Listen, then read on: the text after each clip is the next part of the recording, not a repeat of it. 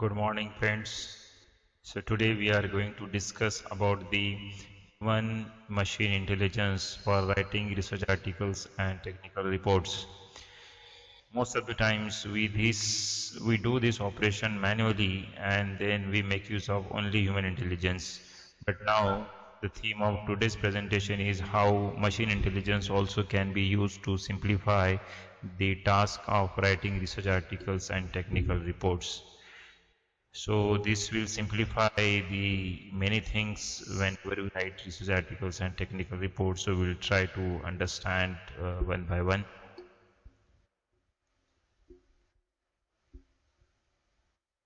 Mainly in two parts. One is related to the project report, mainly for the undergraduate students, and second part of the presentation is mainly based on the research papers, that how tools and the techniques used for writing good research paper and getting published in the journal.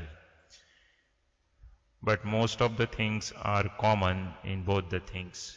So this slide you will understand the importance of the project report. Whenever you submit your project report to some university or industry, your project report will reflect your confidence, your knowledge, and just going through the project report one can decide your candidature, how strong you are. That is why please give equal importance to writing the project report. As you have done very good project, so it is equally important to write your good project report, and that is why we have to understand the different ways, different techniques available for writing good project report. These are the different sections of the project report. It will start with title page, certificate and all, and these are the standard templates generally provided by the project coordinator, and you have to stick to that only. Important part is that is chapter number 3, where you are having the little bit variation. Definitely the chapter 1 it would be always the introduction chapter. Chapter 2 will be the literature survey, which is very important. This chapter will tell you about the gaps in the research findings, and you will get the topic, your research topic from this literature survey. So this literature survey should be written properly. Generally what we do, we divide our work in different categories, and category wise in that case we arrange all these references year wise order. So suppose for example in 2020 you are doing some research and you are written something and you want to know prepare a chapter, that literature survey, so you should start 10 years back. So 2010 to 2020 means last month publication, whichever is published, you should cover this wide span of minimum 10 years. If you go for 15 years, it is nothing like it. So minimum 10 years should be considered, and then you arrange all your references particularly specific to the topic year wise. Then you will get the gaps in the research work. So you should start with 2010 work, then you will have some issue, then you can discuss that this issue is resolved by so and so in 2011, then 2011 work is having this limitation, then it is just handled by some other person in 2014, now it is resolved. So like that you should have link to each article which you are just putting there, and that is the way to write the research literature survey portion. The next important part is abstract writing and all. Just you can go through my presentation, you will come to know all these important points, so we will not waste much time on discussion on abstract writing and introduction writing. Main focus of this today's presentation is to give the demonstration of the tools which can be used to simplify the writing work. So now spell check and fixing the spelling mistake, grammatical mistakes. Now generally what happens, if we write the project report, it will be having around 60-80 PG level. You will have plus 10-20 pages, means it will be around 100 pages report. If you are having PhD thesis, then it will be around 140-150 pages report. So it is very difficult task to do it, correct it manually, and that is why spell checker tool, automatic spell checker tool should be used. One of the popular tool is Grammarly, which is available free of cost. Of course there are limitation on the features, but of course it is good to enough for the application like our project report or the research articles. So this Grammarly tool we can use, of course, for fixing the grammatical mistakes and spelling mistakes. Grammarly tool mainly offer add-ons in like in the different forms, like add-on for browser, add-on for MS Office, and standalone tools. Even Grammarly is available on its online portal. There you can just import your text file or doc file, and then you can do it. Okay, but in this case I am going to demonstrate you that how to use this Grammarly tool once you install this add-on. So this is in brief all about the Grammarly, and now we will go for the demonstration of the Grammarly tool, right from the downloading the Grammarly tool from the website, installing it and using it. Okay, so now we'll go for the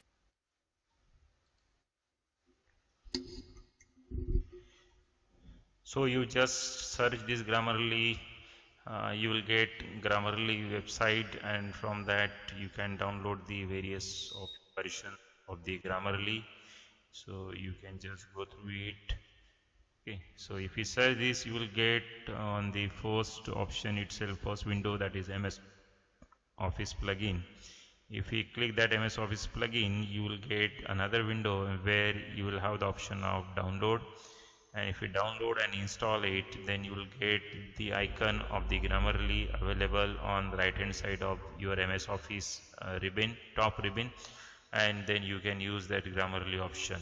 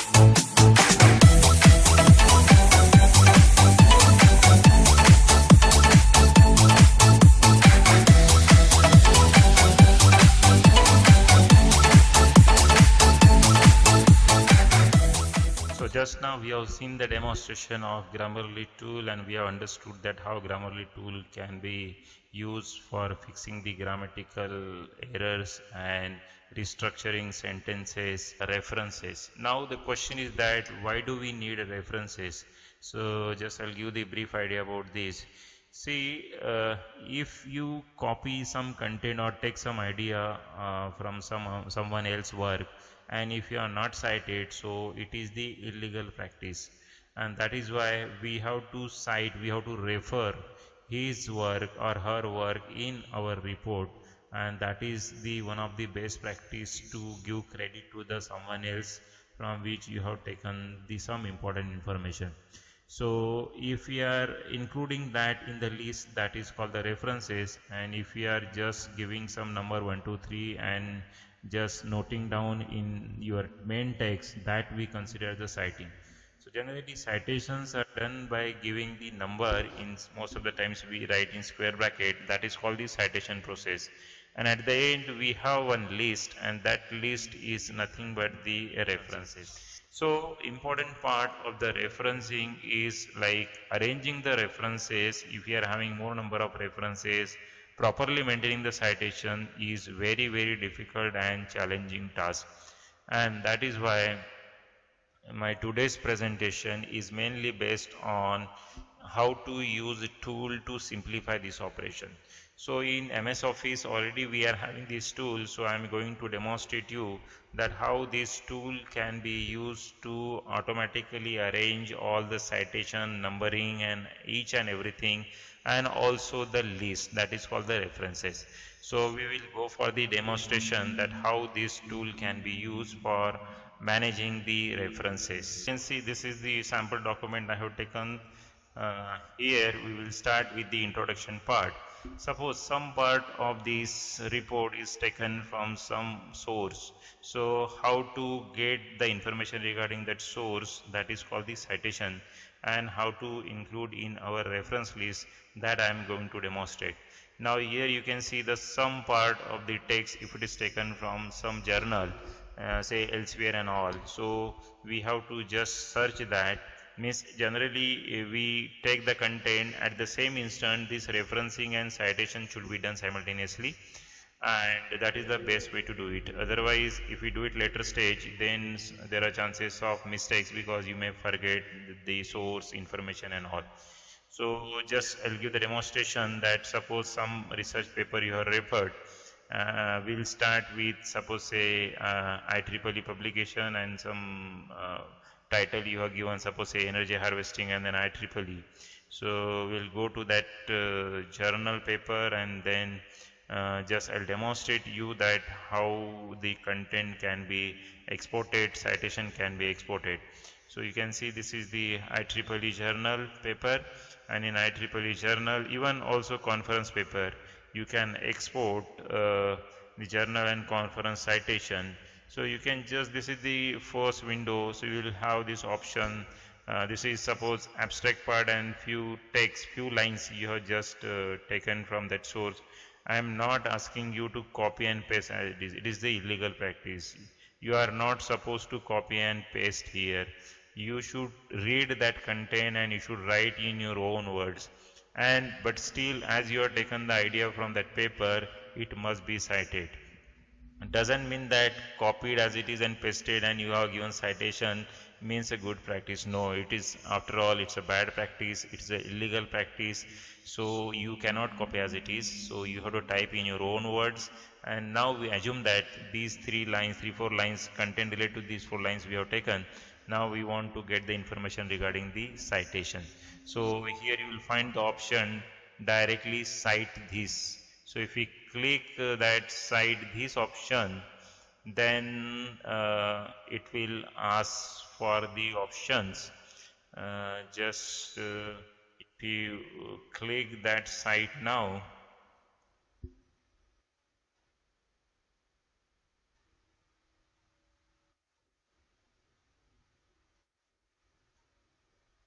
so if we click cite now option, then you will get the various options like plain text, then other options, BibTeX, RefWorks and EndNote and all the things. So other options are good for the tools if we are using it, but for normally we use the plain text. Use plain text option and plain text. We are using this MS Office EndNote tool, so copy there, and here you just click the references on the top, you can see, and there you click the EndNote. If you click EndNote, then automatically number will be added and it will come to the bottom part, and there you paste it. Okay, so there you can write references and all that adjustment you can do it. So now the numbering is automatically taken and you have just pasted it. So this is regarding the reference number 1. Taken in the Roman, so you can change any point of time this number system. Just click on the this arrow.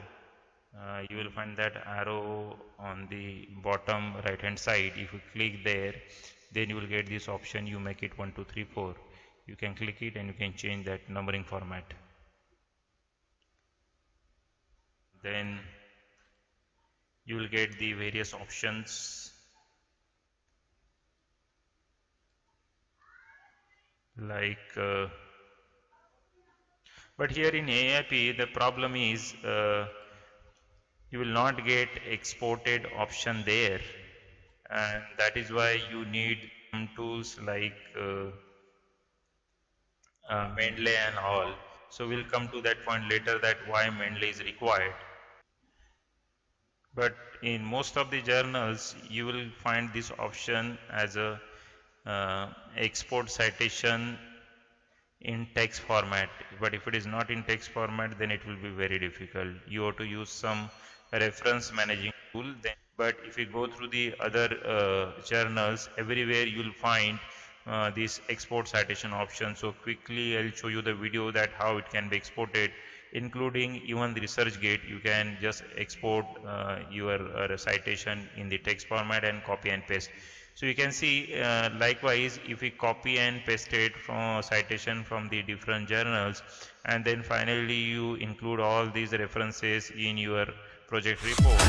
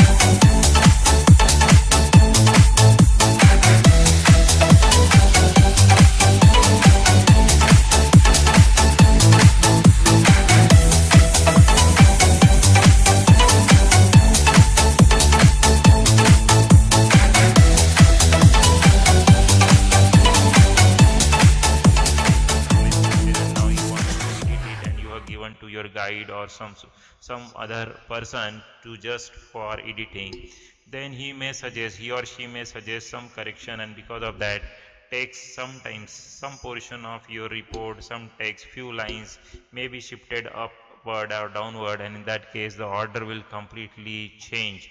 So now this tool will automatically alter your order. That is the beauty of this EndNote tool. You need not to worry about. Otherwise, manually if you do it, you have to keep the track of all these numbering and all, and you have to change their places and numbers, each and everything. So very difficult and boring task. So now you can see, as we shuffle the text automatically, then references are also changed. Earlier the reference number 1, now it becomes 2, and 2 become 1. So this is automatically done using this EndNote tool. So likewise, you can do lot many changes. You can edit, you can delete some text. If we delete some text and relevant citation, then automatically that reference is removed from the reference list, and all other remaining bottom references will get renumbered. So that is done automatically. So EndNote is like footnote. Many times what happens that we want to give acknowledgement to some person, or you can say the industry or some research lab. It is not the reference. So in such cases you can use this footnote option. Footnote option is generally just printed on the same page at the bottom side, and there you can write the courtesy of so and so, or you can write we acknowledge the technical support, or we acknowledge the laboratory support of so and so person, or we acknowledge some project report if it is shared, for sharing the project report, or we acknowledge the XYZ person for helping us in calculation of. So in such cases we use for just acknowledging their help as a footnote. EndNote we use it for the references, and footnote we use for just acknowledging their work.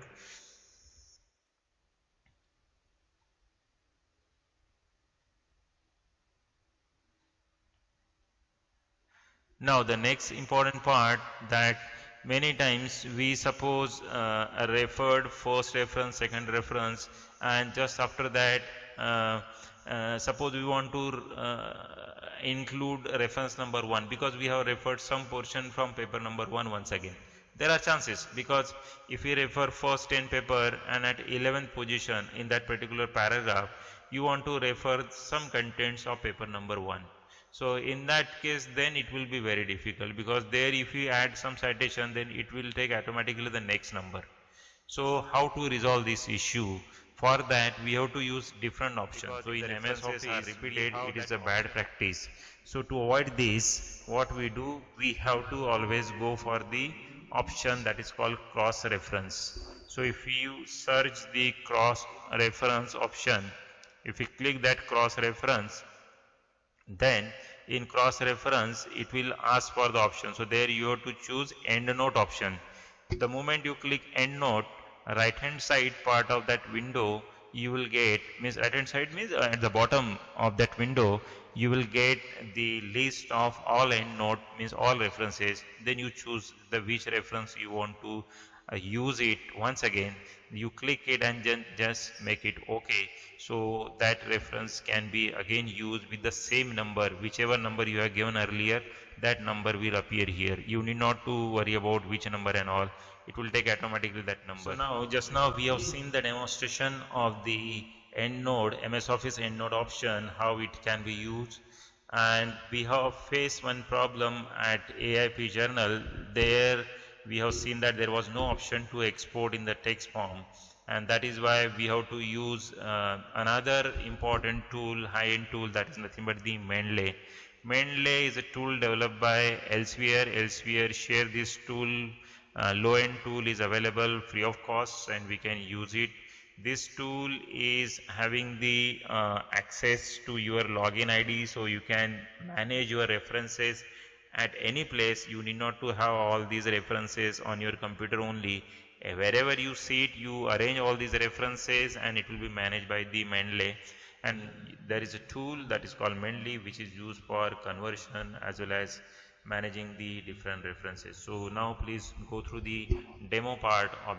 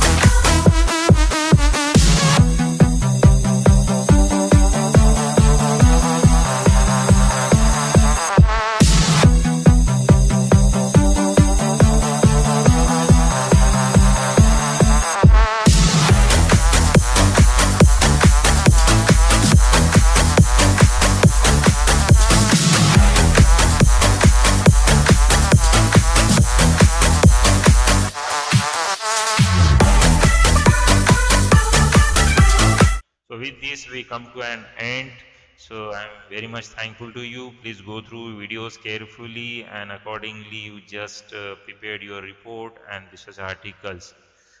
Okay, thank you very much. Still, if you face any difficulty, any problem, you can just drop mail to me and keep on informing. Practice it, because if you practice, then only it is possible to handle all these tools quickly.